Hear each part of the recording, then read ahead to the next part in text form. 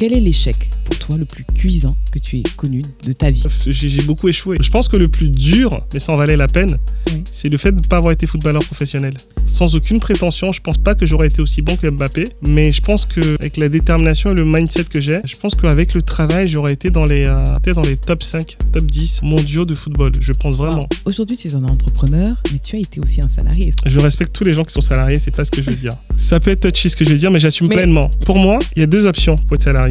Ou tu as un projet de vie immobilier qui fait que tu es salarié, tu mets de l'argent de côté, tu es salarié. Ou le deuxième projet, c'est que tu n'as pas envie de responsabilité. Et c'est OK, il y a des gens qui n'ont pas envie de responsabilité. À chaque fois, je te dis, quand je fais quelque chose, je le fais à fond. Donc je me suis donné vraiment tous les moyens pour y arriver. Moi, je suis rentré en tant que salarié, je savais que je ne serais pas salarié toute ma vie. D'accord. Par contre, Bonjour à toutes et à tous, je suis Nicole Ewek et vous écoutez We Talk, le podcast où on parle vrai, le podcast qui décomplexe notre rapport à l'échec. Pourquoi un thème autour de l'échec ? J'aime à dire que les 15 dernières années de ma vie sont une ode à l'échec. Et je vous rassure, il ne s'agit pas du dernier best-seller qui cartonne dans les librairies. Bien au contraire. Mon palmarès est peu reluisant. En effet, j'ai travaillé plus de 7 années, cœurs et âme, sur des projets qui n'ont pas à décoller. J'ai également connu la patience d'un amour qui ne s'est pas concrétisé. Et il y a eu des amitiés chères qui se sont tragiquement brisées. Ces événements mis bout à bout m'ont laissé un goût amer. J'aurais aimé pendant cette période faire la rencontre de personnes au parcours atypique qui m'auraient aidé à prendre du recul sur mon histoire et à être dans la gratitude des instants présents. Car qu'est-ce que la réussite ? Si ce n'est le fait de se relever quand on est tombé et de demeurer en mouvement quoi qu'il arrive. C'est la raison pour laquelle j'ai créé We Talk. Je donne la parole à des personnalités au parcours atypique, authentiques, qui sauront par leur histoire m'édifier et vous édifier vous, aujourd'hui, qui m'écoutez et qui peut-être traversez la tourmente de l'échec. Et très humblement, je souhaite prévenir ceux dont le chemin semble tout tracé et leur dire « L'échec fait partie intégrante de la vie. Car oui, aujourd'hui peut être difficile, mais demain offre toujours la perspective d'un meilleur. » Si vous souhaitez réagir, si vous avez aimé l'épisode, ça se passe sur Instagram, WeTalk-8TV. À ce propos, bonjour, mon invité du jour, Steve Nkponu. Merci d'avoir accepté d'être mon invité. Avec plaisir, Nicole. Merci à toi pour l'invitation. Je t'en prie. Alors, j'ai pour habitude de présenter à mes auditeurs, mes invités, au travers d'un conte que j'ai concocté rien que pour eux et sur mesure. Est-ce que tu es prêt à entendre le tien ? Ah, mais bien sûr. D'accord. Alors, moi, j'ai besoin de mon petit anti-sèche. Alors, je respire parce que un petit peu stressée. Bon. Il faut pas. Il était une fois, sur la terre du Dahomey, actuel Bénin, naît un garçon dont le destin est de briser toutes les lois de l'impossible, Steve Nkponu. Très tôt, Steve rêve de crampons, de pelouse verte et de Champions League. Son agilité, sa rapidité et ses dribbles lui offrent la garantie que demain, des fans en folie scanderont son nom. Steve pense, dort et vit ballon rond. Il joue sans cesse pour devenir le meilleur. Un jour, il se fait remarquer par un éducateur qui persuade ses parents qu'un avenir dans le football pour leur cadet bien-aimé est possible. Ni une ni deux, le jeune Steve décroche un sésame pour intégrer le centre de formation de la Auxerre. Lui qui jouait sur les dalles du parking du quartier Yévédo Saint-Jean de Cotonou n'est plus qu'à quelques dribbles de son rêve de gloire. Mais c'était sans compter sur la plume du destin qui le prédestine à un autre chemin. En effet, Steve porte un héritage lourd. Comme son père, il souffre de la forme la plus rare d'une maladie génétique, la spondylarthrite ankylosante. Steve l'ignore encore, mais bientôt, ses rêves de foot ne seront plus qu'un nuage de fumée. Au cours d'un match, le bruit de ses os qui se brisent et le verdict de la médecine le condamnent à une vie en fauteuil roulant. Celui que l'on surnommait Adrocpo, c'est-à-dire le lézard à langue fond, à cause de sa démarche claudicante, est paralysé. Son père ne veut pas l'entendre et sème la graine de l'espérance dans le cœur de son fils. « Je suis malade et je marche. Toi aussi, Steve, tu remarcheras. » Après 2 années de paraplégie, des heures de rééducation, la complicité de Nicolas le kiné et une volonté extraordinaire, Steve se remet à marcher. Quel miracle! Il vient sans doute de remporter la bataille la plus difficile de sa vie. Il a déjoué les pronostics d'une médecine qui l'a condamné. Conscient de cette nouvelle chance offerte par la vie, Steve fait le choix de vivre chaque jour comme le dernier. Pendant sa convalescence, il découvre et se passionne pour la mode. Ce descendant des Ayozoué, peuple guerrier et conquérant, décide d'aller là où on lui rappelle que son origine et sa couleur de peau sont un handicap visible. Aucun plafond de verre ne lui résiste. Ce que son cœur désire, son audace et le travail acharné le lui offrent. Il intègre les plus grandes maisons de luxe et devient le plus jeune directeur boutique d'une marque de renom. Aujourd'hui, Steve, c'est une silhouette élégante au fedora noir qui est devenue Black Hat Paris, une marque de chapeaux, puis de prêt-à-porter aux messages audacieux. Avec Black Hat Paris, on est noir, on est blanc, enfant d'immigrés, métis, arabe et sympa, ou encore juif, on est plus sympa que le tien. Steve Ung pour nous, c'est une marque. Non, que dis-je ? C'est un symbole de réussite pour une génération de rêveurs. Il nous invite à faire de notre passé peu glorieux une force et nous transmet le relais en nous apprenant à devenir visibles au travers de son académie. Bravo, beau résumé, merci. Bah écoute, c'était un plaisir de chercher et puis je me suis beaucoup inspirée de ton livre vraiment que je recommande à tout le monde. Merci beaucoup. J'avais toutes les excuses. Voilà, on va en parler un petit peu. Ouais. On va commencer par le commencement. Okay. Moi, je t'ai présenté avec mes mots, ma manière de te voir, de voir ton histoire. Je vais te laisser te présenter maintenant avec tes mots. Steve, qui es-tu ? Waouh. Merci pour cette question. Qui je suis ? Je suis le fils de Ernestine et de Jean-Claude. D'accord. Et je suis le papa de Gabriel. Oh. Et je suis le mari de Sophie. Quelle belle présentation. Voilà. Je me présente maintenant comme ça. Sinon, ma mission, c'est de rendre 1 million d'entrepreneurs invisibles, visibles. Voilà ma mission sur Terre. Tout simplement parce que j'ai manqué de visibilité et aujourd'hui, j'ai la chance d'en avoir un peu et je trouve que je vais bientôt avoir 40 ans et je suis dans cette étape de ma vie où maintenant, it's time to give back. Donc voilà. Tu as compris que quand on a reçu, ouais, il faut savoir donner. Exactement. Quelle est ta définition de l'échec ? Pour moi, l'échec, c'est un autre moyen de réussir. D'accord. Tu vois, on n'en parle pas souvent ici. Oui. Ah oui, pardon, pour ma définition, mon métier, je suis storyteller. Donc voilà. On n'en parle pas souvent, mais aux États-Unis, quand tu réussis, on te dit que c'est chouette. Et tu vois, moi, quand j'étais chez Coach, j'étais le plus jeune directeur commercial, pas de boutique. D'accord, directeur commercial. Mais c'est pas grave. Oui. Mais quand j'étais chez Coach, beaucoup de pression. Dans cette boîte de maroquinerie, j'étais directeur commercial. Oui. Quand c'était compliqué en termes de chiffres, on nous disait c'est une opportunité. Oui. Au début, je ne comprenais pas ça, parce que je mettais la pression à ma team. Je disais c'est chaud là, faut qu'on y aille. Et à l'époque, mon N+3, oui, le VP monde, il disait c'est une opportunité. Et moi, je disais mais comment ça, c'est une opportunité ? Il dit que l'échec est une opportunité. Ouais, exactement. Oui. Donc, quand on n'avait pas les objectifs, il disait c'est une opportunité de faire mieux le mois prochain. Et j'aimais bien ça parce que du coup, il disait mais en fait, qu'est-ce que tu as retenu de ça ? Ah oui. Tu vois, c'était un super manager qui est parti malheureusement, mais il me disait qu'est-ce que tu as retenu de ça ? Et donc, le fait qu'il me disait qu'est-ce que j'ai retenu de ça, finalement, j'ai gardé ce mindset-là. Après, je disais à mes équipes mais c'est une opportunité de faire mieux. Donc, pour moi, l'échec, c'est t'essayes. Oui. C'est comme l'enfant. Oui. Il va tomber plusieurs fois. Et puis à un moment, il va réussir à marcher. C'est exactement la même chose. Quelle belle définition. Et puis quelle belle manière de voir l'échec. Quel est l'échec pour toi le plus cuisant que tu aies connu de ta vie en presque 40 ans? Pour moi, ce n'est pas des échecs. J'appelle pas, je verrai pas ça. J'ai beaucoup échoué. Je pense que le plus dur, mais ça en valait la peine, oui, c'est le fait de ne pas avoir été footballeur professionnel. Ah. Tu vois, oui.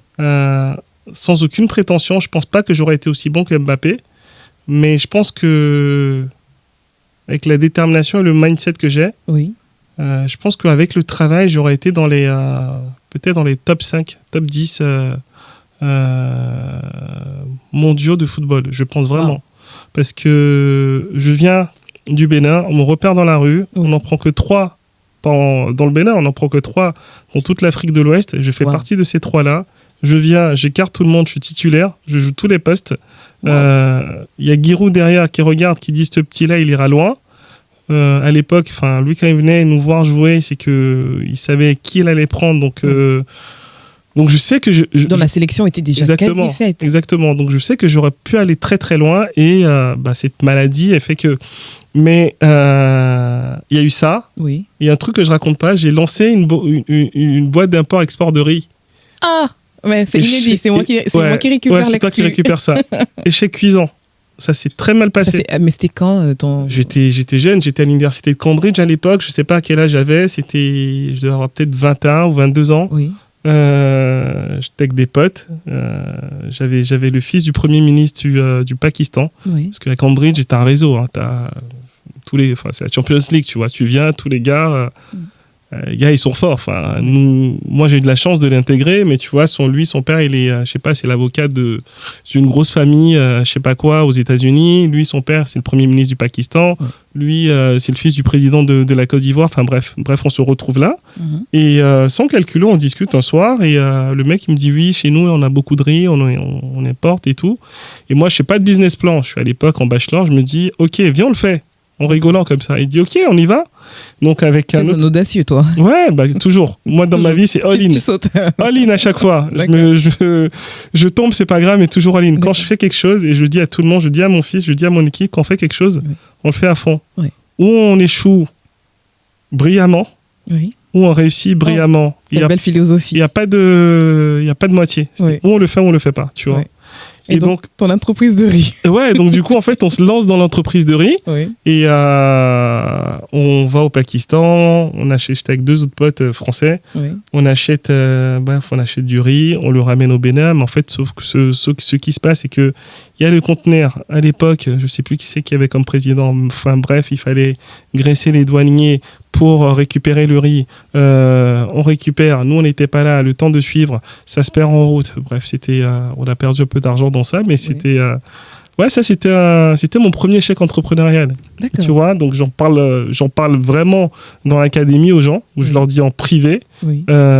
J'ai fait ça en fait avant d'être aligné bien dans ce que je fais aujourd'hui. C'est important qu'on le sache. Ouais. Qu'avant de trouver finalement sa voie et d'être aligné, on essaye énormément de choses. Donc c'est bien, mais merci. Ouais. Merci en fait pour moi aussi. Genre je me dis, c'est pas grave, c'était échoué avant. Hein. Mais je pense qu'en fait, on n'en parle pas assez, tu vois. Ouais. On n'en parle pas assez de ce côté où tu tentes et ça marche pas et tu réajustes et tu vas. Et je pense que le plus difficile, c'est le focus. C'est-à-dire ? C'est d'être aligné dans ce que tu fais, tu vois. Oui. De se dire, OK, peut-être j'ai lancé ça. Oui. C'était une envie. Moi, j'ai toujours voulu être entrepreneur dans tous les cas. Je le savais. Et c'est marrant parce que ma mère, elle m'avait montré des photos de moi. Où j'étais assis dans le bureau de mon père et j'avais écrit Steve Umpenou, président. Et je l'avais mis sur le bureau et quand il fallait jouer avec les enfants, je jouais au foot, bien sûr, je jouais à la poupée, mais une activité que j'aimais bien faire, c'était de jouer en disant que je gérais une entreprise. Et apparemment, je parlais à des poupées, je disais que c'était mon staff, tu vois. Oui. Donc je pense que j'ai toujours voulu être entrepreneur et peu importe, je voulais faire quelque chose. Et donc, je pense que c'est bien de tenter. Oui. Et des fois, tu as des choses qui te plaisent et des choses qui te plaisent pas. Tu vois. Et j'ai tenté beaucoup d'activités. J'ai investi dans beaucoup d'activités. Il y a plein de marques dans lesquelles je suis derrière. Oui. Les gens ne savent pas. Comme quoi, par exemple ? Je ne peux pas le dire. Non, je peux, mais je n'ai pas envie de le dire. D'accord.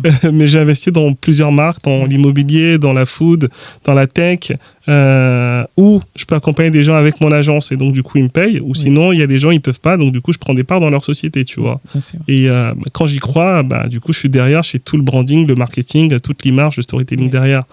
Et je ne sais pas pourquoi je te disais ça. Peu importe ça, tu vois, en fait, si tu veux, j'investissais, mais peut-être que il y avait des business qui me plaisaient moins que d'autres. Oui. Tu vois, donc une fois que je développais ça, je disais, OK, next move to the next one. L'autre, ça m'animait pas. Donc je pense que c'est intéressant de tester et de se dire finalement, OK, ça c'est ma place. Voilà là où je suis, voilà là où je suis aligné. Donc finalement, selon toi, l'échec, il faudrait peut-être pas le considérer comme quelque chose finalement de dramatique dans la mesure où ça aide à essayer des choses. Parfois, on se dit, on va réussir là, c'est notre projet, c'est le projet de sa vie. Peut-être pas. Ouais. Mais à force d'essayer, finalement, on trouve son chemin, on trouve sa voie. Et toi, tu as trouvé ta voie dans le storytelling. On en parlait un petit peu tout à l'heure. Ouais. Parle-moi un petit peu de ça. Comment ça se fait qu'aujourd'hui, tu te dises, c'est ce que je vais faire toute ma vie ? En fait, moi, il y a quelque chose qui m'anime vraiment, qui m'a toujours animé. J'ai toujours été passionné par les histoires de vie, tu vois. D'accord. Quand j'étais en centre de rééducation, j'avais 14 ans. Oui. J'étais dans une chambre avec un monsieur, il avait, je pense qu'il est décédé aujourd'hui, je crois. J'ai plus de nouvelles. Ouais, Georges. Exactement, Georges. Georges, à l'époque, il avait 84 ans. Oui. Et Georges, il me racontait comment il s'habillait à l'époque, les couleurs qu'il mettait, Oui. la mode, qu'ils n'avaient pas de télé. Enfin bref, il me racontait l'histoire d'un temps. Enfin, je pense que quand tu as 14 ans, il y avait plein de personnes à qui il racontait ça, ils n'écoutaient pas. Et moi, j'étais comme ça, je l'écoutais, tu vois. Et en fait, j'étais fasciné par l'histoire qu'il me racontait. J'avais un autre, j'ai oublié son nom, d'origine indienne, qui était boucher. D'accord. À l'époque, il avait 40 ans. C'est ce que j'ai aujourd'hui, tu vois. Oui. Et quand il me parlait, il me disait, oui, mais nous, tu sais, à l'époque, on allait faire la fête. Il me racontait, on allait faire la fête. Et il était boucher. Et en fait, il s'est sectionné la main. Et c'est comme ça qu'il s'est retrouvé en centre de rééducation.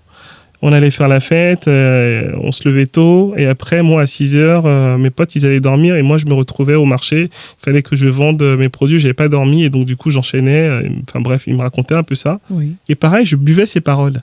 Et je pense que...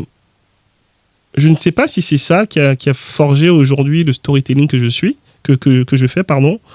Mais pourquoi je suis passionné par ça, c'est que moi, quand j'ai échoué au début, parce que si j'ai échoué, quand j'ai lancé ma marque de vêtements, je mets 100 000 balles dans ma marque. Je te dis, je te dis, je fais pas les choses à moitié. Oui. Je mets 100 000 balles, je dis, on va faire un bon prototype, la meilleure matière, la meilleure qualité, bref, le meilleur packaging, on fait tout ce qu'il veut en meilleur. Donc ça, c'est un coup quand tu veux le meilleur. Oui, bien sûr. Parce que je viens du domaine du luxe, c'est le meilleur, donc du coup, je vais faire la même chose. Sauf que eux, ils ont un réseau. Moi, j'ai beau prendre ce réseau-là, au début, je lance pas des millions de pièces, j'en lance 100 au début, donc du coup, ça coûte beaucoup plus cher. Oui, bien sûr. Donc bref, j'échoue.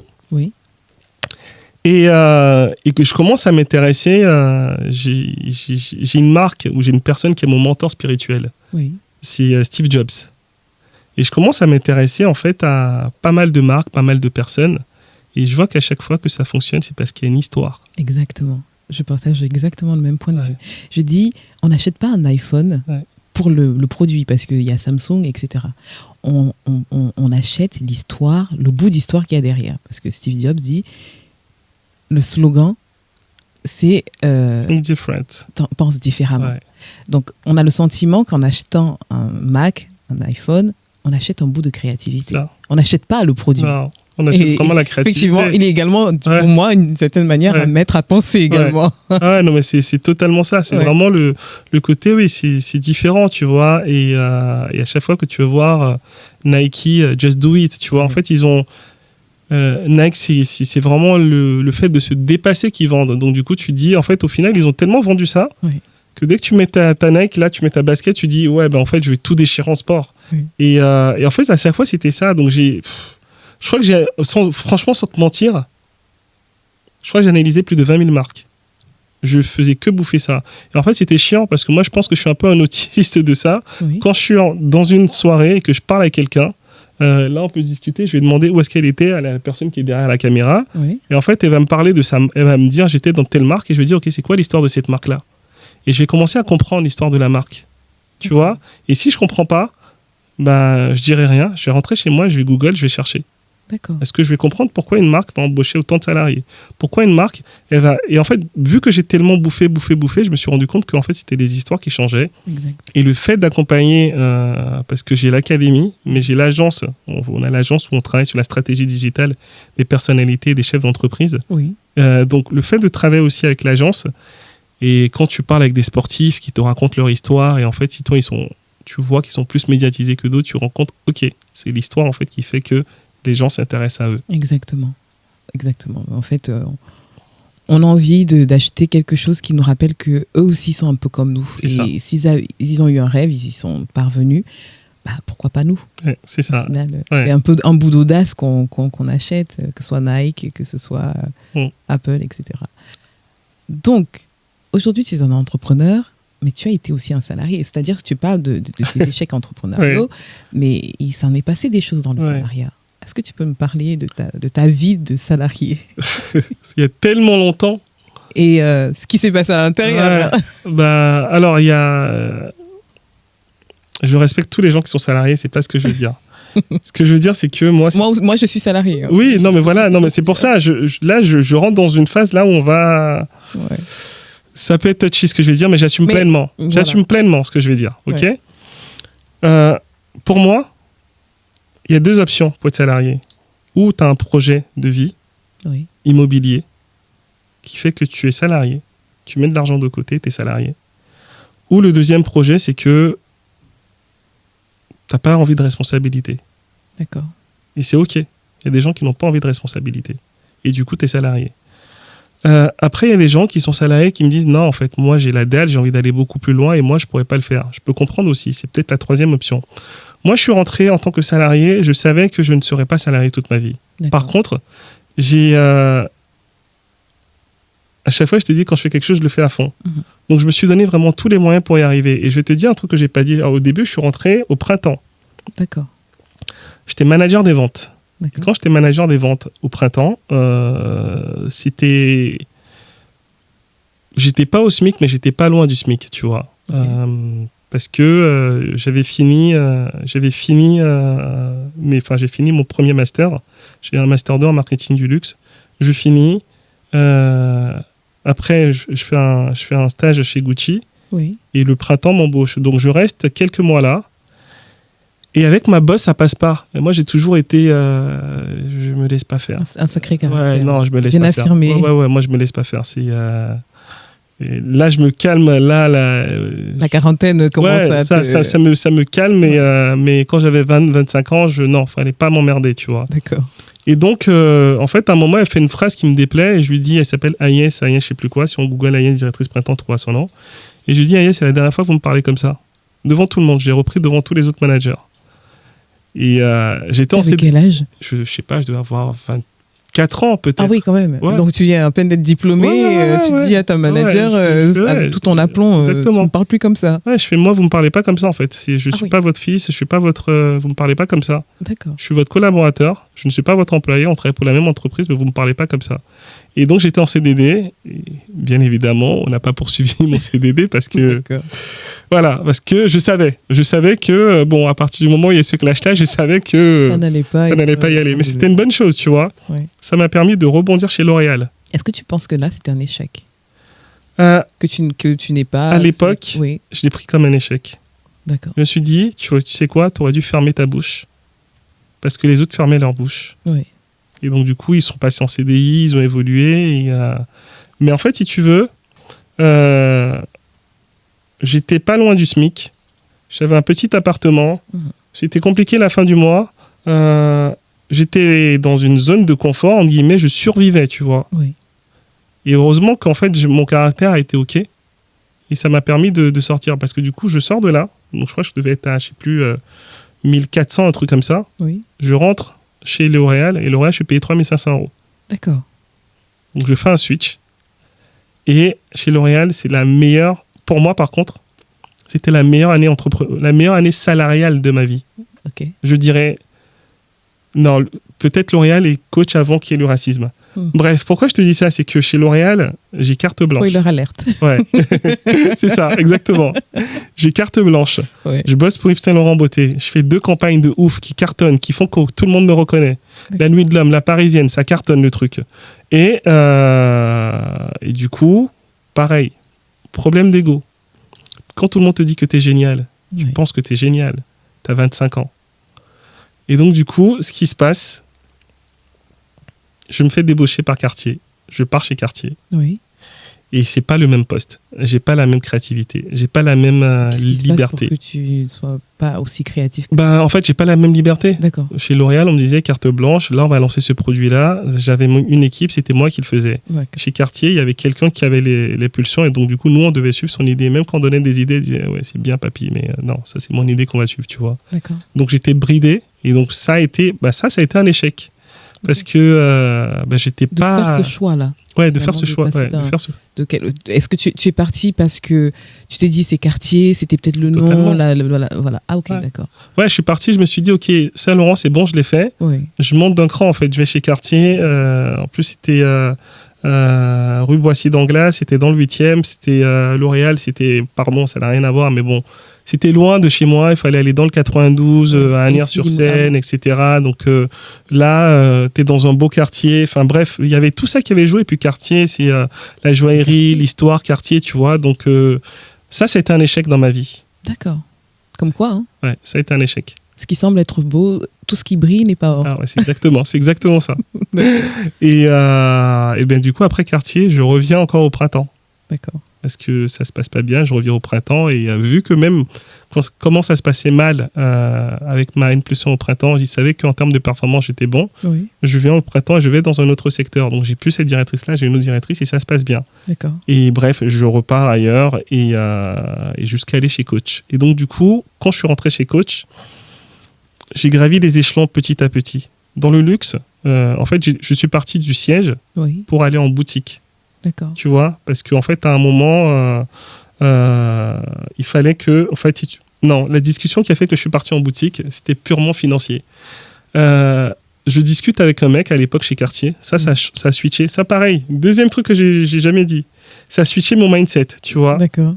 Le mec, il était vendeur rue de la Paix. Alerte exclusivité. Ouais, exactement. Il était vendeur rue de la Paix et il roulait en Porsche. D'accord. Et nous, on était au siège chez Cartier. On n'avait pas de quoi se payer une Porsche, en fait, tu vois. Et pareil, en termes d'histoire, je lui dis, mais toi, comment tu peux être vendeur et rouler en Porsche? J'ai l'essence, ça coûte cher, l'assurance, ça coûte cher, la voiture, ça coûte cher. Oui. T'habites où? Il me disait où est-ce qu'il habitait, dans un 100 mètres carrés. Je lui dis, mais comment tu peux te permettre tout ça? En étant vendeur. Ouais, en étant vendeur. En fait, il disait, justement, nous, vu qu'en fait, on vend des produits d'exception, moi, dans mon contrat, déjà à l'époque, ça a changé. Maintenant, à l'époque, ils avaient 1% sur toutes les ventes qu'ils faisaient. Donc, t'imagines, tu vends un collier à 1 million? Oui. Ah oui. Et ils ont changé après. En fait, ça faisait partie des dernières personnes à l'avoir. Maintenant, ils ont 0,0, je sais plus combien. D'accord. Et dans son contrat, il y avait une prime où dès qu'il faisait un certain nombre de chiffres d'affaires, il lui doublait son salaire, son 13e mois. Effectivement, il y a des boîtes très attractives. Exactement. Ouais. Et il dit, ça, si j'étais au siège, je l'aurais pas. Et du coup, moi, dans mon chemin de vie, je me dis, le siège, c'est bien, mais va sur le terrain. D'accord. Et donc, pour aller sur le terrain dans le luxe, tu dois reprendre depuis le début. Okay. Et du coup, je rentre vendeur, je monte. Alors que tu avais déjà occupé des postes de manager précédemment. J'étais manager, à zéro. Exactement. Donc, vendeur, je deviens superviseur, manager. Et à ce moment-là, quand tu reprends en tant que vendeur, quel est ton état d'esprit? Tu te dis, tu recules ou tu sais que tu as un objectif derrière? Je viens, je dis, dans ma tête, je dis, j'ai 2 ans, je suis président de cette boîte. C'est ça mon objectif quand je rentre. Président de quartier. Ouais. De coach, pardon. Ouais. Ah oui. Ouais, je rentre dans ma tête, je suis président de la boîte. D'accord. Je rentre avec cette détermination-là. Okay. Et du coup, je me dis, ok, qu'est-ce qu'il faut pour ça? Il faut être le meilleur vendeur. Ok, j'ai été le meilleur vendeur. Il faut être le meilleur superviseur. Il faut être le meilleur directeur adjoint. Il faut être le meilleur directeur de boutique. Il faut être le meilleur area manager. Il faut être le meilleur directeur commercial. Il faut être le meilleur vice-président. Bref, donc du coup, dès que je monte, je m'entoure, je vois les gens au-dessus de moi, je vais leur poser des questions. Toi, comment t'as fait pour avoir ce poste-là? Pareil, histoire. D'accord. J'écoute et j'applique en fait. Et ce qui fait que je monte jusqu'au jour où on dit on va quand même pas mettre un noir à la tête de l'Europe. Et comment on vit ça? Comment on reçoit ça en pleine figure? C'est dur. Ouais. Là, alors c'est dur. Tu as été sur ton chemin, finalement, tu as été irréprochable. Ouais. Alors, c'est dur parce qu'en fait, tu as les meilleures performances. Oui. Et là, on te rappelle que ta couleur de peau est un handicap, très clairement. On te dit, t'es qu'un noir, reste à ta place, en fait. Plafond de verre. Ouais, reste à ta place. Et en place, on te le dit, on te dit sans te le dire, parce qu'au début, tu fais les soirées, les dîners, on te dit, oui, bon, là, c'est bien, mais... c'est quand même bien là ce que tu fais, hein. Cherche pas à aller trop loin, c'est bien ce que tu fais. Et bon, toi, t'as faim, donc tu t'écoutes pas. Oui. Et donc, ouais, quand je passe dans les couloirs et que j'entends ma N+1 dire on va quand même pas mettre un noir à la tête de l'Europe, ok. Donc là, c'est très dur. Comment on fait donc pour... Est-ce que tu as continué de travailler avec eux? Quelle est la décision que tu prends à ce moment-là?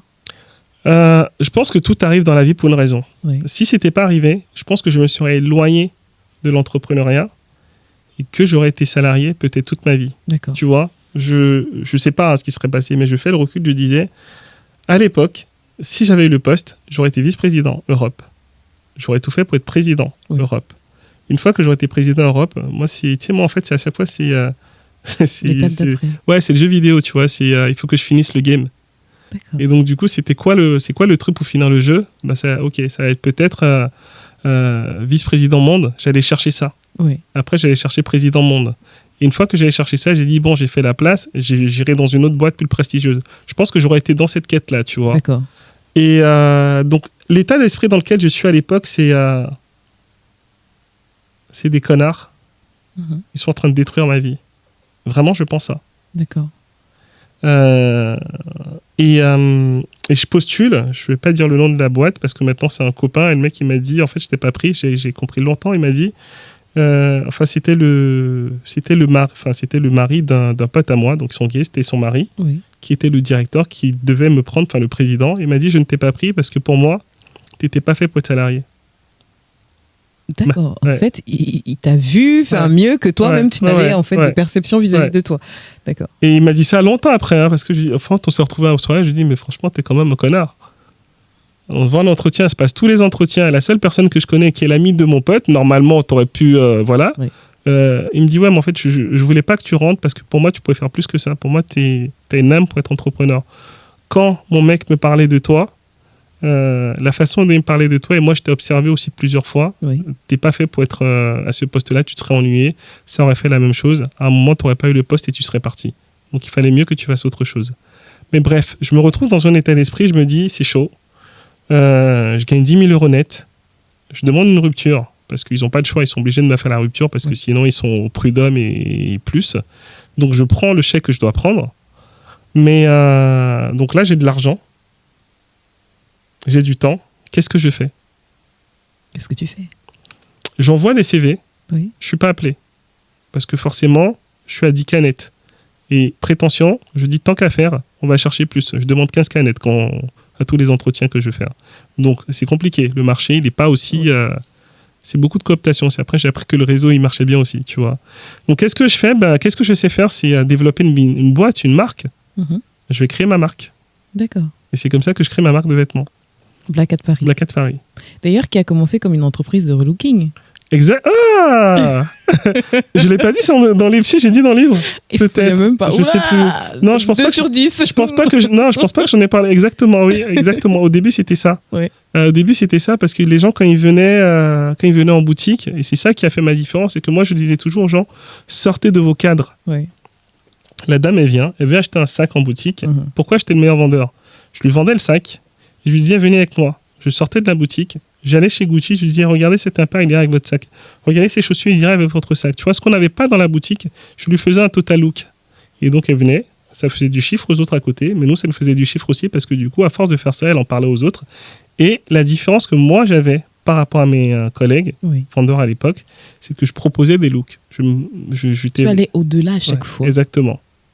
De ta fiche de poste, on va dire. Ouais, c'est ça. Finalement, quel est le conseil que tu donnes à un salarié, à quelqu'un qui est dans le salariat, pour qu'il puisse évoluer? Parce que tu as, même en tant que salarié, tu avais un mindset de gagnant. Ce n'est pas, le mindset de gagnant n'appartient pas qu'à un entrepreneur qui veut avoir un certain chiffre d'affaires. Qu'est-ce que tu recommandes à des gens qui sont en poste dans une entreprise et qui souhaitent évoluer? Peu importe, blanc, noir, peu importe. D'aller au-delà, en fait. En fait, si tu veux évoluer, pour moi, il faut aller au-delà de ce qu'on te... Comme tu dis, aller au-delà de sa fiche de poste. Moi, à chaque fois, je dis, on n'est pas... Il y a 40 milliards de spermatozoïdes et il y a un seul être humain qui arrive. Donc, sur 40 milliards, s'il y a eu juste un seul spermatozoïde qui a fait que la personne, elle est là, c'est qu'elle est là pour une raison. Et qu'en fait, peu importe quand tu joues pour gagner. Tu joues pas pour perdre. Tu vois? Aussi bien à mes clients que à mes nièces, je leur dis, mais tu vas à fond. Et tu perds, c'est pas grave. Mais au moins, tu sauras que tu as perdu, tu as tout donné. Et tu n'auras rien à te reprocher. Vis-à-vis de toi, tu sais que tu as fait. Exactement. Et puis surtout, finalement, ce que tu auras osé là, tu auras peut-être la possibilité de te déployer ailleurs pour ce que tu auras recherché à cet endroit-là. Mais il faut quand même se donner les moyens d'y arriver, de se battre. Et finalement, ça te permet de t'entraîner. C'est ça. Pour pouvoir occuper finalement un poste qui sera intéressant. Si ce n'est pas dans cette entreprise, ce sera dans une autre. Et tu vas exactement. Et tu apprendras toujours, en fait, parce que tu vas te créer un réseau, tu vas apprendre. Et ça te servira toujours, tu vois. Moi, tout ce que j'ai fait là, aujourd'hui, ça me sert dans l'académie, ça me sert dans mon business. Et à l'époque, j'aurais pas cru, en fait, que Tu vois, moi, je regardais toutes les formations sur notre intranet et je disais, je veux des formations en storytelling, je veux des formations en conseil en image. Toutes les formations qu'il y avait, je les ai toutes faites. On me disait, mais t'en as pas besoin pour ton poste. Et pourtant Ouais. Et pourtant après, tu transformais les ventes. Exactement. Et tu fidélisais des clients parce que tu allais au-delà de ta fiche de poste. Et au début, quand j'ai fait ça, tu vois, à l'époque, j'ai une manager qui était très très bonne à l'époque, par contre. Elle disait, tu m'emmerdes parce que là, tu allais faire du chiffre pour la marque à côté. Oui. Et je lui disais, Karen, t'inquiète pas, tu vas voir qu'elle reviendra la personne. Et donc, du coup, en fait, d'habitude, ils viennent, ils achètent et ils vont dans d'autres marques. Et en fait, on a commencé à avoir une fidélisation. Oui. On a commencé à avoir nos performances augmenter en termes de UPT, donc d'articles de vente. Mm-hmm. Tu vois, au lieu d'acheter une pièce, ils vont acheter 3, 4. J'ai dit, tu vois, mais ça, c'est parce qu'on a été au-delà. En fait, elle a vu que j'étais dans son intérêt. Et l'avantage que je donnerais le conseil que je donnerais à un salarié, c'est que pense toujours à l'intérêt de l'entreprise et de ton N+1. Tu as mis le doigt sur un détail qui est extrêmement important. Parce que quand tu facilites la tâche à ton N+1, tu vas être son chouchou. Oui. Et si c'est une bonne personne, en tout cas, il va tout faire pour te faire évoluer. Si c'est une mauvaise personne, il va t'apprendre ce qu'il fait. Et ça te fera évoluer après dans ton job après. Wow. Super conseil à tous les salariés qui nous écoutent. Ça, je pense que c'est un conseil qui vaut de l'or. Donc, on continue avec ton aventure qui a commencé entrepreneuriale, donc qui a commencé avec le relooking. Exactement. Du fait que finalement, tu as déployé des compétences que tu as prises dans des formations, etc. Tu as capitalisé et donc tu te retrouves à créer Black Hat Paris. C'est ça. Et c'était une belle expérience, tu sais, le relooking. J'ai été en Suisse dans des jets, j'ai commencé à relooker. J'ai fait un truc qu'il fallait pas trop faire, mais j'assume aujourd'hui. Oui. J'ai pris le fichier client. Ça, il faut pas le faire. J'ai pris le fichier client. Faut pas le faire, les gars. Mais j'ai pris le fichier client et je les ai appelés. J'ai dit bon. Faut être audacieux. Je pars. Voilà mon numéro. Ouais. Si vous voulez que je vous conseille autre que la boîte. Et ceci dit, tu allais proposer tes services en tant que relooker. Tu n'allais pas. Exactement. Et donc, c'est comme ça que je me retrouve à relooker, je sais pas, des gros chefs d'entreprise partout, et qui m'envoient des jets. Et là, je me dis, waouh, c'est bien ça quand même. Et sauf que je suis pas aligné, tu vois, je le fais pendant 6 mois. J'ai pas la même vibe, la même vibration que quand j'étais directeur commercial et tout. Pour moi, c'était bien de le faire. Et puis quand j'allais en boutique, même quand j'étais directeur commercial, je venais, je vendais. Oui, c'est quand même ça, c'est le paradoxe. Tu étais directeur commercial, tu n'avais aucune obligation de te retrouver en boutique pour... Mais pour moi, c'est important de montrer le lead by example, tu vois. Et avec ma team, aujourd'hui, je fais la même chose. J'allais dire, petit aparté, qu'est-ce que c'est qu'un bon manager pour toi ? En fait, pour moi, un bon manager, c'est celui qui fait. On sait qu'il sait faire. Oui. Et du coup, il montre le chemin aux autres. D'accord. Tu vois, oui. Un bon manager, c'est celui qui fait grandir les personnes. Et un bon manager, c'est celui qui paye au juste prix les personnes avec qui il travaille. Wow. Qui n'a pas peur de gratifier, de récompenser les collaborateurs avec qui... Et tu vois, aujourd'hui, mon équipe, je sais que quand ils partiront, ça sera pour monter leur boîte. Mm-hmm. Mais ils partiront jamais, je te dis, ils partiront jamais chez leurs concurrents. Je le sais, parce que je les paye 10 fois plus que le marché. Et je fais exprès de les payer 10 fois plus que le marché. Parce que je prends les meilleurs à leur poste, je les laisse dans leur zone de génie, et je leur dis ce que j'aurais voulu qu'on me dise quand j'étais salarié. Ta carte blanche, développe ça, aie des idées, tu vois. On en parlait tout à l'heure, il dit ton site il est fort, machin, tout ce que tu as fait, c'est parce que j'ai une succession de personnes qui sont excellentes dans leur domaine, et on a tout mis en place. Je ne vais pas dire toutes les étapes qu'on a utilisées, mais on a tout mis en place avec les meilleurs. Et donc, forcément, les gars, je leur dis, faites le meilleur. Allez-y, il n'y a pas de souci. Tu veux pas venir aujourd'hui ? Viens pas. Ouais. Tu veux bosser à 2h du matin ? Bosse à 2h du matin. Fais ce que tu veux. À la fin, on a une deadline. Je veux juste que ça soit prêt, c'est tout. Waouh. Et là, j'étais en train j'organiser un team building pour eux. Oui. On va passer 3 jours. On va rigoler, on va boire, on va faire la fête. Ça va s'arrêter là. On va pas parler de boulot. D'accord. Comme ça, du coup, on est soudés. Et en gros, tout ce que je reprends dans ma boîte, c'est ce que j'aurais voulu avoir, moi, quand j'étais salarié. Oui. Et du coup, je pense que c'est aussi pour ça Bref, je me suis perdu dans ce que je te disais. Non, mais t'inquiète pas, tu n'es pas perdu. Je pense qu'on a besoin d'entendre ce genre de choses. Ouais. Tu es un entrepreneur, mais tu ne culpabilises pas les gens qui sont dans le salariat. Non. Au final, tu arrives là, avec ce que tu dis, à nous challenger également, à challenger les personnes qui sont dans le salariat en leur disant, écoutez, ce n'est pas grave. Enfin, c'est pas grave, non. Enfin, c'est bien, quand on est entrepreneur, on a besoin d'avoir des salariés. Enfin, sinon, ça ne tourne pas. Ouais. Et même en étant salarié, on peut avoir un mindset d'entrepreneur. On est entrepreneur, en fait, finalement, d'abord de sa propre vie. Et tu donnes des clés pour finalement rendre le salariat excitant, challengeant. Et tu invites les managers à être des gens qui font. Ah, mais totalement. Je trouve que c'est... Ouais. On est plein dedans. Ouais, bien résumé, ouais, exactement. Oui, en fait, il faut faire... Pour moi, un bon manager, il doit faire... Tu vois, moi, je suis pas le meilleur en graphisme, par exemple. Oui. Mais quand je me mets à travailler avec mon graphiste, il m'écoute. Parce que j'ai une vision. Oui. Je me suis formé dedans. D'accord. Après, je déteste le côté technique. J'aime pas faire ça. Tu me dis, va sur Adobe. J'aime pas. Je sais le faire, mais j'aime pas le faire. Oui. Mais on va se poser, donc du coup, je vais dire, non, là, en fait, désature-le. Ça, là, augmente. Enfin, tu vois, en fait. Et après, en fait, dans ma tête, il y a ce truc où on arrive. En fait, il me dit, ah ouais, j'aurais pas... Tu vois. Donc, je l'ai fait avec lui. C'est pas, ah non, c'est nul, fais-moi autre chose. Tu vois. Oui. C'est parce que tu sais où tu vas, tu sais ce que tu veux. Exactement. Et je pense que le bon manager, il doit savoir. Et moi, quand j'étais manager, en tant que salarié, je faisais. Tu vois. Parce que tu avais déjà la fibre entrepreneuriale. Ouais. Tu es un visionnaire, en fait. Peut-être, je sais pas. Ouais, peut-être.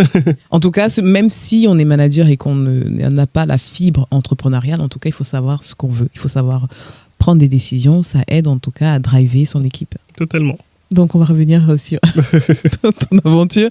Tu étais à faire des voyages en jet et tu te dis, oh, mais tiens, finalement, c'est moins quand même excitant qu'être manager, enfin, directeur commercial. Ouais. Ça ne te faisait pas tant que ça, finalement, vibrer cette entreprise de relooking. C'est ça. Et donc, du coup, je bascule, je switch et... Donc, tu fermes Non. Je garde la même structure. Oui. Je ferme le site. Ok. Malheureusement, conseil à donner, fermez pas vos sites parce que ça aurait fait du référencement aujourd'hui avec tout ce qu'on avait écrit en article de blog. Bref, je ferme le site. Conseil, par contre, ça c'est quand même un conseil qu'on saisit. Faut pas fermer le site parce que ça fonctionne en termes de référencement. Puis ça met tellement de temps à le référencement naturel que imagine depuis l'époque, tous les articles qu'on avait fait, ça nous aurait beaucoup aidé, encore beaucoup plus aujourd'hui, mais c'est comme ça. Donc du coup, je ferme. Et puis à l'époque, il n'y avait pas trop d'articles de blog, donc on était les premiers à faire ça. Oui. J'avais ce chapeau-là, et donc du coup, enfin pas celui-là, mais un autre. Le premier Fedora noir. Exactement. On viendra sur l'histoire un peu plus tard. Et je dis, je porte des chapeaux, je suis reconnu sur les réseaux sociaux pour mon chapeau. Oui. Les gens me demandent où est-ce que j'ai acheté mon chapeau. Il y a des marques qui me demandent de collaborer pour faire des chapeaux. J'ai toujours dit non. Je vais créer ma propre marque de chapeau. Wow. Et ça part de là. Donc je crée Black Hats Paris, on passe de conseil en image à marque de chapeau. Et le premier mois, la première année, on fait pas grand chose en chiffre, mais c'est ok. On vend des chapeaux noirs. La deuxième année, on en vend moins. Et là, je me dis, voilà, comme toi, je me dis pourquoi on vend moins de chapeaux. Voilà. Parce qu'en fait, une fois, moi, je peux acheter un chapeau. Moi, j'achète, je crois que je dois 92 ou 93 aujourd'hui chapeaux. Oui. Chez moi. Moi, j'achète des chapeaux tout le temps. J'en achète par 4, par 5, mais ils sont tous noirs. Oui. J'achète tout le temps des chapeaux, mais tout le monde n'est pas comme moi. Et ça, c'est l'erreur que font les entrepreneurs en pensant que quand ils lancent un projet, les gens ils sont comme eux. Ils ont leur mode de fonctionnement. Ils ont leurs propres lunettes sur eux-mêmes, sur leurs propres produits. Ouais. Et moi, j'étais dans j'étais comme eux. Je vivais ça, tu vois, en disant, moi, j'adore, j'achète, les gens, ils vont acheter. Ouais. Et non, en fait, quand tu achètes un chapeau noir, tu vas acheter un chapeau marron, tu vas acheter un chapeau beige, tu vas pas acheter de chapeau, tu vas acheter une casquette, bref. Donc, du coup, on se retrouve où les gens, ils ont dit, merci, on a déjà acheté, on va pas acheter un autre. Quand je voulais reproposer la même chose. Et les nouveaux, en fait, c'était difficile de trouver. Donc, il fallait rebondir. Qu'est-ce qu'il faut faire ? On va faire des vêtements. Tu es entrepreneur, tu trouves des solutions. D'accord. On va faire des vêtements. Et donc, du coup, avant les vêtements, on va faire des pochettes. D'accord. C'était le wax à l'époque, donc on utilise le wax avec le cuir, bref, on crée les pochettes. Et à l'époque, en fait, je voyais une marque qu'ils ont commencé à 2. On faisait les salons ensemble, je dis pas quelle marque. On fait les salons ensemble. Et ils commencent à me connaître. Ils voient l'expression de mon visage. Je t'ai vu, je me suis dit, tu vas te dire c'est qui ? Non, je dis pas. Ok, d'accord. Ils passent à 4, à 8, à 16. Ils commencent à évoluer et je vois leur stand grandir. Et moi, je suis là avec mes potes. J'ai toujours mon stand pourri de 3 mètres carrés parce qu'on fait des salons pour vendre aux galeries au printemps, aux entités qui vont faire que notre marque elle va décoller, tu vois. Bien sûr. Et je dis, il y a un truc là, je sais pas comment ils font pour évoluer, eux, il y a un truc, j'arrive pas à savoir. Et je vais leur poser la question, ils me disent c'est de la chance. Bien sûr, c'est de la chance, oui. Et donc là, je commence je les spy, mais vraiment... le stalker. Je les stalk, mais vraiment à fond. Ouais. Et je comprends qu'ils passent dans les médias, qu'ils vont faire des conférences. Enfin bref, en fait, je vois qu'en fait, il y a tout un storytelling, tout un branding qui est mis en place. Je me dis, ah, ok, c'est ça le secret. D'accord. Et moi, à l'époque, j'avais mis beaucoup d'argent, j'avais perdu 100 000 balles avec la marque, tu vois, c'était compliqué. J'étais à 2 doigts de la fermer. C'était très compliqué. Oui. Et je suis ok, on refait un autre all-in, on va tout refaire. En fait, ils parlent d'eux, je vais parler de moi. Je vais commencer à parler de mon histoire. Je vais commencer à parler de ce que je fais. J'en parlais jamais, j'avais pas parlé jusque-là, tu vois. Oui. J'étais axé produit-vente. Et c'est là où j'ai fait un re-switch et j'ai commencé à parler de moi, de mon histoire, de l'identité de la marque, de là où on voulait aller. Et on lance une collection qui cartonne. Oui. Printemps, galerie, enfin Shibuya, bref, tous les grands points de vente achètent la collection. Je fais la une de Glamour, enfin pas mal de médias commencent à parler de la collection. On passe sur France Télévisions. J'ai sorti noir-blanc. Personne n'y avait pensé, mais c'était vraiment une collection phare. Oui. Personne n'y avait pensé. Et puis c'est tellement ingénieux, Ouais. c'est d'une simplicité. C'est ça en fait. En fait, il faut vraiment pas réinventer la roue. Je me suis dit, je vais sortir un t-shirt noir et on va écrire noir dessus. Et un t-shirt blanc, on va mettre blanc dessus, tout simplement.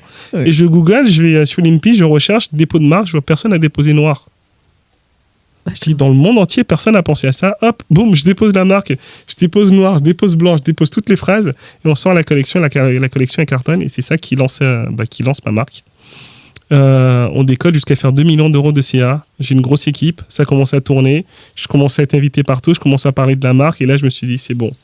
C'est bon, le roi du pétrole. Ouais, j'ai trouvé la chose. J'ai trouvé bon. la faille dans l'espace-temps. Exactement. Exactement. Ah, wow. Et donc, du coup, voilà, c'est comme ça que c'est arrivé. Wow. Et voilà. Ah, c'est extraordinaire. Non, mais je bois tes paroles. Hein. Non, mais c'est intéressant. Et aujourd'hui, avec du recul, que dirais-tu à Steve qui a 14 ans et qui a les os brisés? Tu vas échouer plusieurs fois. Mais c'est pas grave parce que tu auras un avenir de ouf après. Wow. Donc, peu importe les échecs que tu as, pleure un bon coup. Rappelle-toi de ces moments pour mieux rebondir après quand tu vas célébrer. Et rappelle-toi que tu peux échouer en 2 secondes, donc garde les pieds sur terre.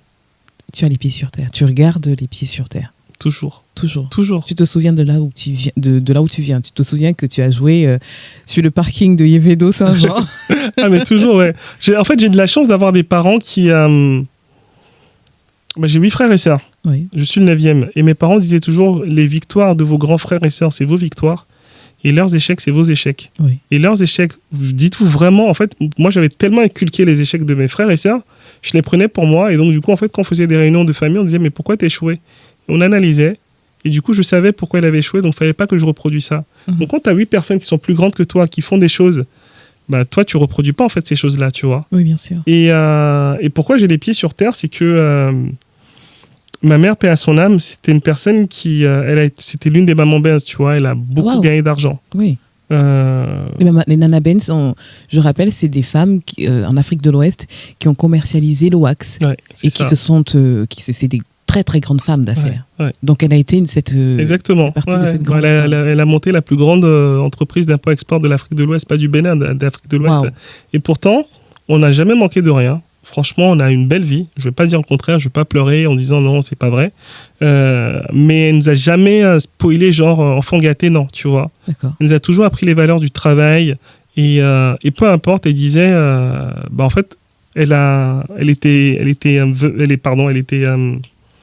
orpheline très tôt, à 12 ans. Elle mangeait dans les poubelles, c'était compliqué pour elle. Donc en fait, elle a gardé ce côté où, c'est compliqué quand j'étais petite. Maintenant, j'ai de l'argent, je vais pas faire n'importe quoi avec mon argent, tu vois. Donc je respecte l'argent, je respecte le travail, je travaille encore. Et je pense que ça, elle nous l'a inculqué. Et peu importe, en fait, si tu veux, à chaque fois, elle me disait, Quand j'étais directeur commercial et que tu as tout le monde qui t'appelle, qui te donne des opportunités, t'es invité dans les Fashion Week, dans les machins, dans les trucs, Oui, elle me disait, n'oublie pas que c'est pas toi qu'on appelle, c'est le poste qu'on appelle. bien sûr. Et le fait de me dire ça m'a toujours fait garder les pieds sur terre. Et à chaque fois, je lui disais à maman, tu sais quoi, j'étais à cette soirée-là, je lui montrais des vidéos, elle me dit, mais ils font quoi là? Pourquoi ils ont une farine sur la table?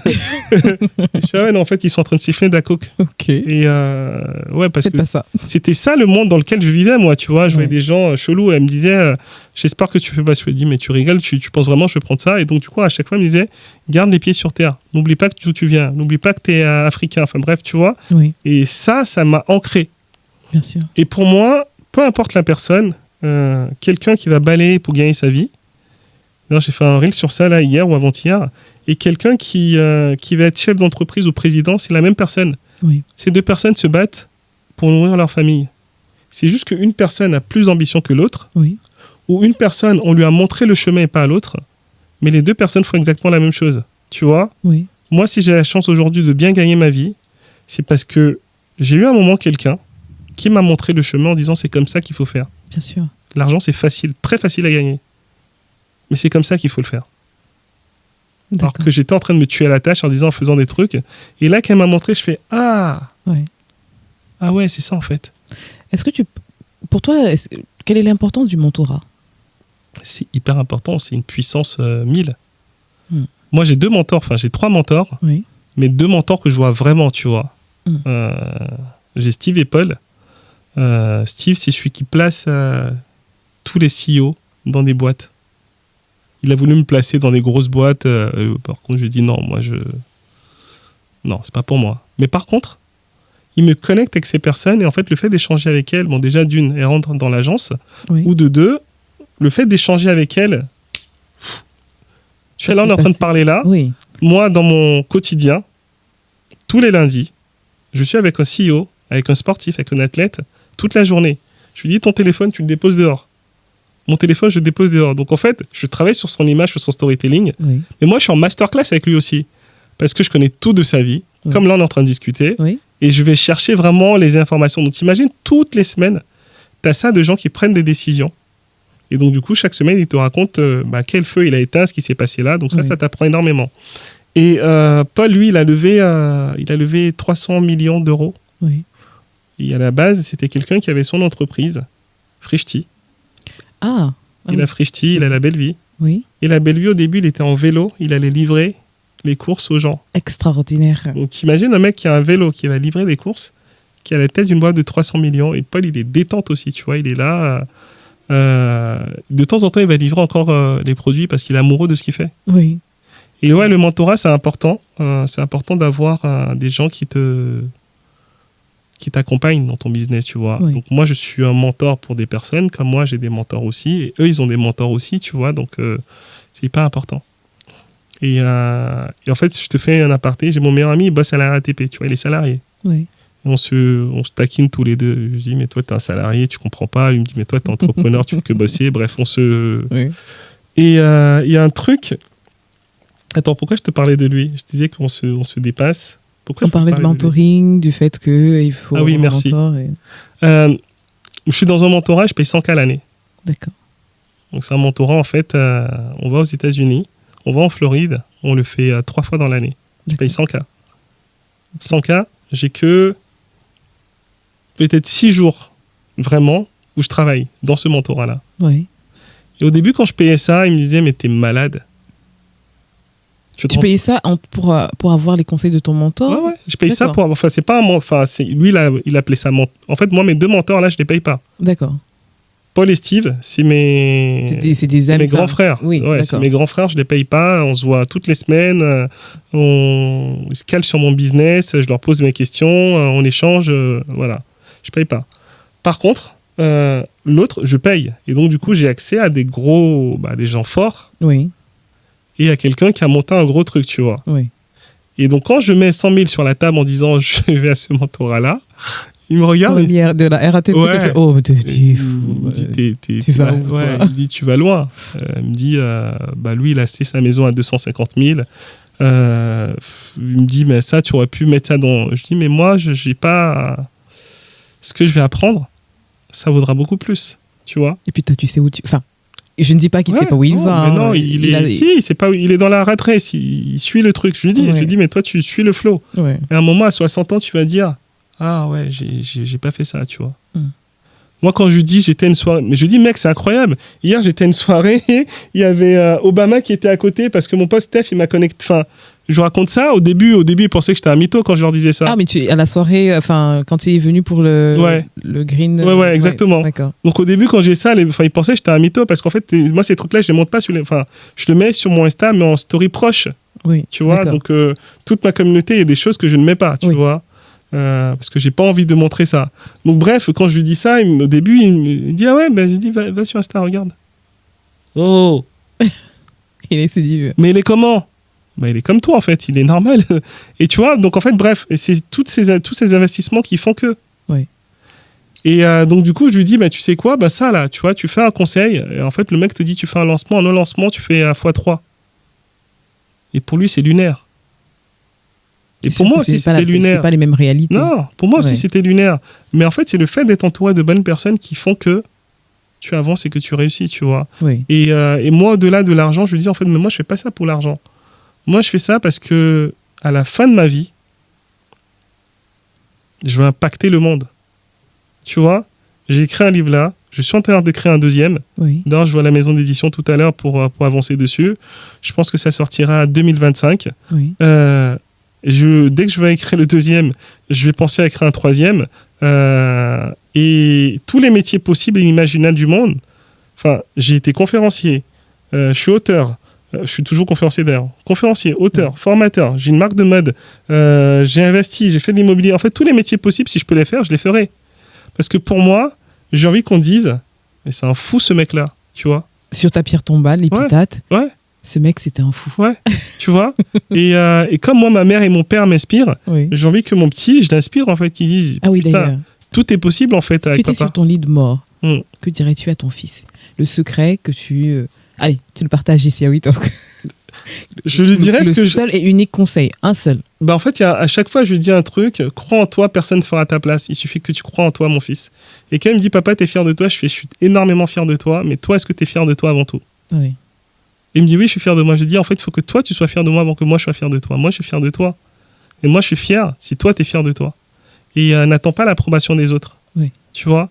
Et le conseil que je lui dis, au quotidien, c'est crois en toi. Et ce que je lui dirais, c'est que je t'ai montré le chemin. Tu vois, mon fils, ma femme, elle est au courant. J'espère que je partirai le plus tard possible. Mais je sais qu'il m'encadrerait s'il arrive quelque chose. Mais par contre, je lui dis, si jamais il lui arrive un truc, laisse-le galérer jusqu'à ses 25 ans. Qu'il apprenne. Et à 25 ans, il prendra. Tu vois? Oui. Et quand j'ai fait le contrat chez le notaire, je lui dis, mais pareil, il me dit, oui, c'est 18 ans. Je lui dis, je m'en fous, vous trouvez une solution.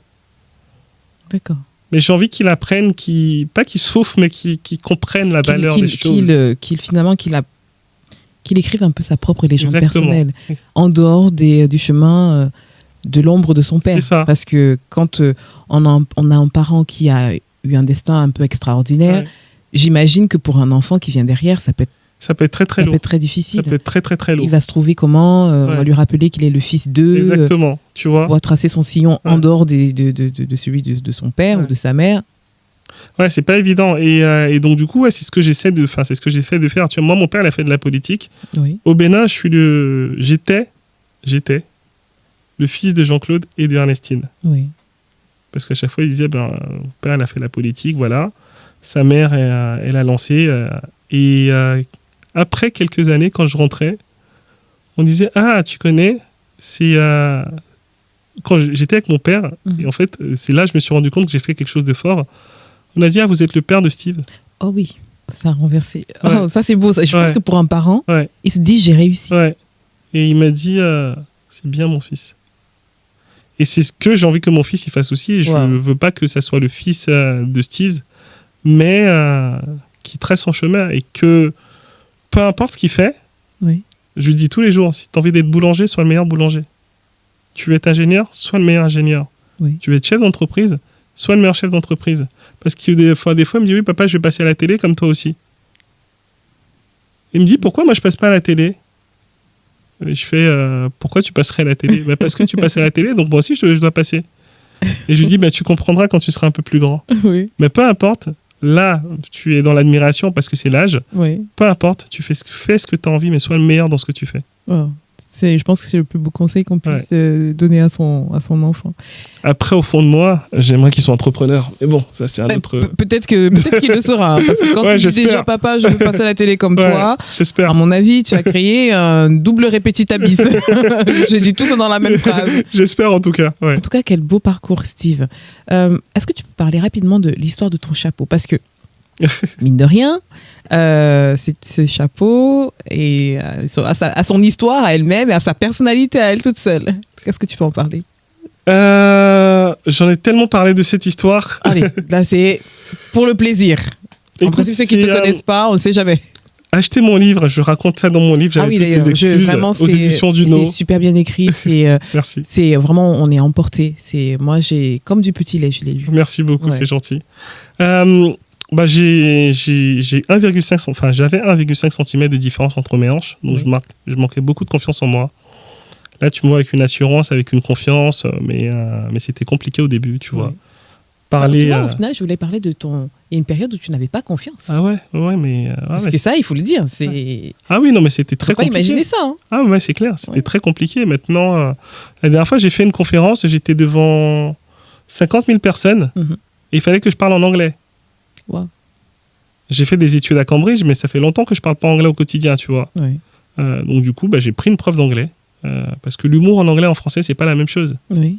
2 semaines intenses, pour pouvoir faire ma conférence, je suis arrivé comme ça.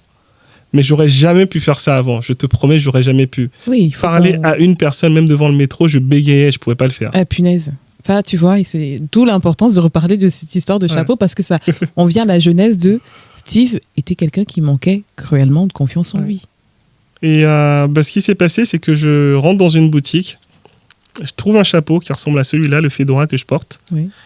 Et je dis, il est beau. Je dis à mon pote, Alex, il est beau ce chapeau. Hein. Il me dit, ouais, il est très beau. Je dis, viens, on rentre. C'est dans le Marais. Viens, on rentre, on va l'essayer. Et il me dit, ouais, tu devrais l'essayer. Et je rentre dans la boutique et la dame, la vendeuse, j'ai été à la boutique, malheureusement, elle a fermé. Je voulais la remercier, tu vois. Elle rentre, elle prend le chapeau. Je lui dis même pas, hein, le même chapeau que j'avais vu. Il y avait plein d'autres chapeaux dans la boutique. Elle me le pose sur la tête. Et elle me dit, ce chapeau, il va changer votre vie. Je te jure, de Bonaventure. Je te jure, elle m'a sorti cette phrase, ce chapeau va changer votre vie. Et moi, je me dis, elle est très forte en vente, en marketing, parce qu'à l'époque, j'étais vendeur, moi, tu vois. Je fais très forte. Mais bref, le chapeau, il est comme aimanté sur moi. J'arrive pas à l'enlever. Je l'enlève, je le remets, je l'enlève, je le remets. Je regarde quand même, je fais, ah, mais putain, 350 €. Et à l'époque, j'avais même pas 350 € sur mon compte, tu vois. Ah oui, d'accord. J'avais même pas les 350 €. Tu es un fou, en fait. Tu es un audacieux sur toute la ligne. Mais vraiment. Et je dis à Alex, je fais quand même, ils abusent, 350 € en chapeau. On va pas acheter un chapeau. Je vais pas acheter un chapeau à 350 € quand même. Oui. Tu vois. Il y a le loyer, il y a machin, il y a les charges à payer de la vie. Enfin, faut pas déconner. Et il me dit, c'est vrai que le chapeau te va bien quand même. Et bref, je reste, je sors, je reste. Et à un moment, je fais, on s'en fout. Boum, je prends le chapeau. Je l'achète. Je me mets à découvert. C'est au passage qu'il ne faut pas faire, mais voilà, je me mets à découvert. Et je sors de la boutique. Et une fille qui me dit You look amazing, en anglais. Une blonde, je me souviens encore d'elle, elle passe. Et tellement j'ai pas confiance en moi, je me retourne, je dis Alex, elle te parle, la meuf. Et elle me dit Non, c'est à toi que je parle. Elle dit You with the hat, pas à ton pote.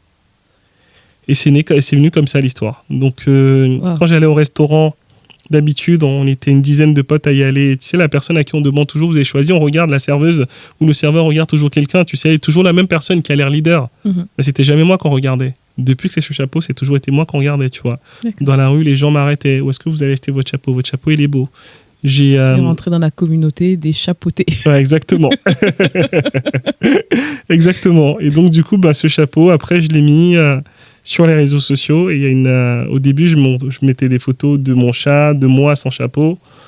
Et un jour, je poste une photo de moi avec le chapeau qui cartonne, qui me fait Instagram recommande comme les comptes à suivre. Et ça a propulsé ma vie. Et ce que j'ai retenu de ça, et ce que je dis et ce que je mets dans ma méthode, c'est que vous devez vous différencier pour réussir, peu importe votre métier, tu vois. Aujourd'hui, je sais que dans ce que je fais, il y a peut-être des concurrents. Oui. Mais sans Il y a aucune forcément prétention. des concurrents. Il y en a beaucoup. Oui. Sans aucune prétention. Personne n'a ce symbole aussi fort que j'ai. Ils peuvent en chercher, mais ils l'ont pas. Parce que tu as une histoire très originale et que tu assumes parfaitement.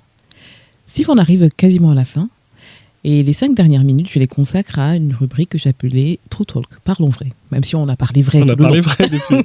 Là, je vois ce jeu. Mais là, j'aime dire que, quoi qu'il arrive, et on en a parlé, on ne se fait pas seul. On rencontre des détracteurs, donc des gens qui nous mettent dans des situations compliquées, qui finalement nous emmènent à nous dépasser, à aller au-delà de nous-mêmes. Et puis, il y a un homme ou une femme providence, quelqu'un qui croit en ce grain de folie que l'on a et qui se dit, là où tout le monde se serait dit, ah non, mais lui, je le regarde même pas. Mais il y a une personne qui te regarde et qui dit, je vais t'ouvrir la porte. Alors, je vais te demander en premier, quelle est la pire situation dans laquelle un de tes détracteurs t'a mis? Vraiment, où tu t'es dit, punaise, mais franchement, j'aurais pu me passer de ça quand même, hein. Avec du recul. Hein. Honnêtement, non. Je sais pas de... Tu n'as pas de pire situation? Si, enfin, j'ai des commentaires de haters au quotidien, mais je m'en fous en fait. Ouais. Tu vois, je me dis, toi tu commentes, moi je fais. Oui. Et en fait, c'est quand je réponds pas, mais quand je prends le temps de répondre, je dis, tu commentes, merci de commenter, tu augmentes mon reach, moi je fais. Oui. Donc honnêtement, ça m'atteint pas. La première fois, ça t'atteint parce que tu dis, waouh, c'est dur, tu vois. Ouais, c'est quoi ce chapeau de sorcière? Ouais, t'es habillé. Pourquoi t'es habillé comme un travesti? J'ai je te dis les exemples qu'on me sort. Ouais, tu ferais mieux de fermer ta bouche. Enfin, bref, c'est violent des messages que tu as. Ah oui, quand même. Mais c'est des haters. Et le but du hater, c'est de hater, tu vois, c'est de déverser sa haine. Et je me dis qu'en fait, c'est des gens qui sont mal dans leur vie, qui sont mal dans leur peau, qui sont pas bien. Et je m'en fous, en fait. Donc, je sais pas si c'est ça. Je laisse la liberté après à chacun d'interpréter ce que je dis. Hein. Si pour toi, c'est ça la pire situation dans laquelle, en tout cas, quelqu'un t'a mise durant tout ton parcours, hein, pour moi. Après, peut-être. La pire situation, pour moi, c'était quand on a dit surtout pas un noir à la tête de l'Europe, tu vois. Quand tu donnes tout pour une entreprise, tu te bats et qu'en fait, on te dit, ouais, non, surtout pas un noir, c'est violent comme phrase. Oui, ça. Quand on te dit ça, non, ça c'est vraiment horrible. Sinon... Mais finalement, de ça, et finalement, tu as pu rebondir. Exactement. Et un homme ou une femme providence? Il y en a plusieurs dans ma vie, tu sais. Déjà, ma mère, pour m'avoir mis au monde et de m'avoir inculqué les valeurs que j'ai, tu vois. Oui. Elle disait, on ne peut pas aider tout le monde, mais tout le monde peut aider quelqu'un. Et je pense que cette phrase-là, c'est resté quelque part dans ma tête et que c'est ce que je me dis quand je suis dans une situation où c'est compliqué pour des gens, je me dis, si je peux aider, j'aide là, tu vois. D'accord. Mon père, pareil, pour m'avoir mis sur le droit chemin et pour le mindset qu'il m'a apporté aussi. J'ai mon meilleur ami, Rémi, qui était là, et il y a ma femme. Oui, donc ce sont eux tes hommes, hommes et femmes providence. On va leur dire merci. Il y a ma femme au quotidien, tu vois. Parce Sophie. Que, merci Sophie. Parce qu'en fait, déjà, elle m'a dit, t'étais con de ne pas m'avoir dit. Oui, quand même. Elle a raison. Oui, mais j'ai voulu, mais j'ai voulu le faire seul. Tu vois, je me suis dit, trop d'ego. Trop d'ego. Ouais. J'ai trop d'ego. Ça, c'est vrai. ton défaut. Ouais, je pense que D'accord. Mon truc, c'est que je cherche la solution tout seul. Et tant que je suis têtu, tant que j'y arrive pas, je lâche pas. Et comment tu fais avec tes salariés? D'ailleurs, c'est vrai, on l'a pas abordé, mais tes expériences de management, de manager aujourd'hui en tant qu'entrepreneur avec des salariés, comment tu fais pour les fédérer? Comment tu fais pour... alors, tu as peut-être commis des erreurs quand tu étais salarié, par exemple quand tu dis ne me parlez pas comme ça, etc. Aujourd'hui, comment tu fais pour... Je parle mal, hein. Tenir un petit peu finalement des personnalités différentes, comment tu arrives à les souder C'est une bonne question. Ça, je te disais tout à l'heure, j'ai pas encore la réponse à ça. Je me laisse toujours pas faire. Ça, par contre, si tu as une façon dont tu dois pas me parler, ça c'est sûr et certain. Oui. Et si tu me parles de cette façon-là, Aujourd'hui, tu es le patron, donc Ouais. ce qui fait que dans ta position de patron, les gens vont avoir difficilement Ouais. du mal à venir te dire n'importe quoi. Mais ceci dit, comment tu arrives à appliquer, toi, ou en tout cas à contourner les erreurs que toi tu as pu peut-être commettre en tant que salarié, et tu les perçois, parce que bon, bah, maintenant tu as une position un petit peu, pas de père, mais bon, quand on est au-dessus, on voit un petit peu, on analyse, on comprend les personnalités, où sont les limites, etc. Et comment on fait pour les fédérer et les emmener dans la vision que tu portes. En fait, je fais la même chose que je faisais quand j'étais salarié. Quand j'étais manager, j'ai analysé le besoin de chacun. Tu vois, ouais. Déjà, il y avait une chose qui était importante pour moi. En fait, pour moi, j'ai travaillé dans le foot, donc c'est le 4-4-2 de l'entrepreneur. D'accord. Donc, j'ai mon 4-4-2 Oui. et je mets... on est 12 et je veux pas plus. D'accord. C'est ton chiffre fétiche? Non, parce qu'en fait, c'est vraiment le 4-4-2 de l'entrepreneur. D'accord. Ok. Pour moi, c'est j'ai l'arrière droit. Bon, je vais pas dire ce que c'est parce que ça, c'est dans mon académie que j'en parle. J'ai l'arrière droit, c'est un poste. J'ai le défenseur, c'est un poste. J'ai le défenseur central gauche, c'est un poste. J'ai l'arrière gauche, c'est un poste. Et en fait, tout ça, il faut que, enfin, pour moi, vraiment, c'est ça qui fait qu'une équipe fonctionne. Et moi, je suis l'attaquant. Ok. Moi qui vais chercher l'argent, qui vais faire le 9, quoi. Devant, je suis le 9. Ouais. Tu vois. Moi, je sais. Alors que mon poste d'habitude... T'es quoi, t'as? C'est le seul truc que je sais vraiment foutre. Ouais. Alors que mon poste, d'habitude, c'est 3. J'étais arrière latéral gauche. Mais je suis le 9. Ouais. Et du coup, j'ai l'équipe qui va faire la passe à la Mbappé pour que moi, j'aille marquer le but, tu vois. D'accord. Et donc, en fait, le truc, c'est que chacun est dans sa zone de génie. Oui. Même dans sa zone d'excellence. Et une fois que chacun est dans sa zone d'excellence, moi, ce que je fais, c'est que je m'assure qu'ils sont bien dans leurs besoins. Il y en a, elle, ce qui compte pour elle, c'est à partir de 17h, elle veut couper pour être avec son chéri. Et le week-end, elle veut pas qu'on la dérange. On la dérange pas. D'accord. Donc, on la dérange pas. Dans le groupe, on la sort le week-end, on la remet le groupe d'après. Voilà, on s'adapte à elle. Ok.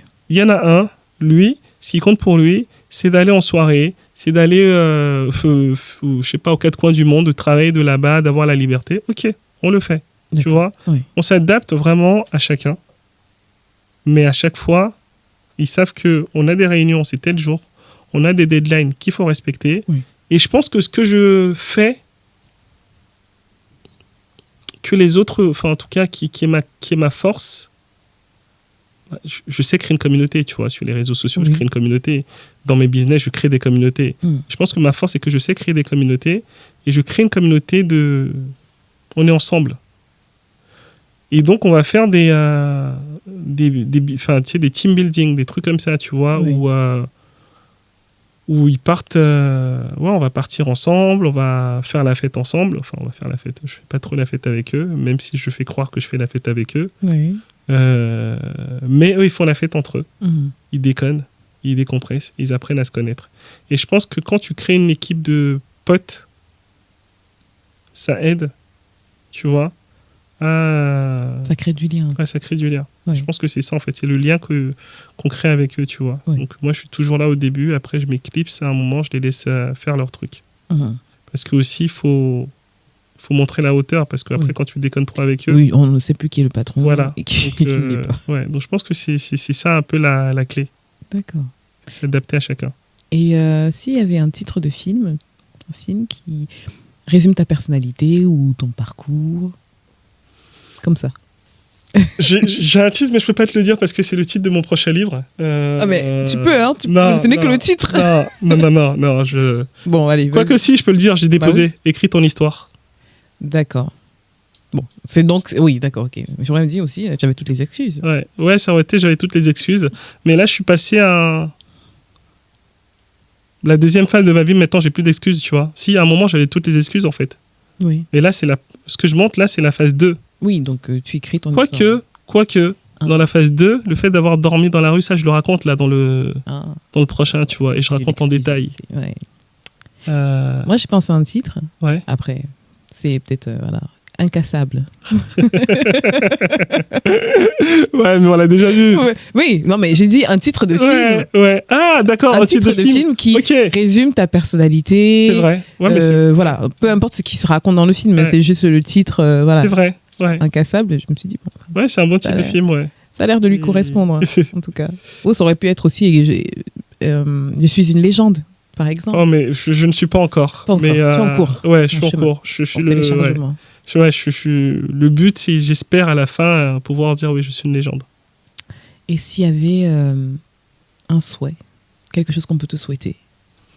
De vivre longtemps, en bonne santé, oui. Avec mes proches. Le reste, je gère. Ah ben, c'est ce que je te souhaite. Merci beaucoup.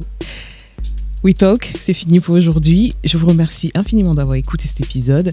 Si vous l'avez aimé, s'il vous a inspiré, n'hésitez pas à le partager autour de vous, à laisser des commentaires, des likes, 5 étoiles sur votre plateforme d'écoute préférée. Et bien sûr, je vous dis à très bientôt.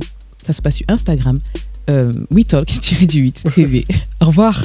Chapeau Nicole, merci. Merci.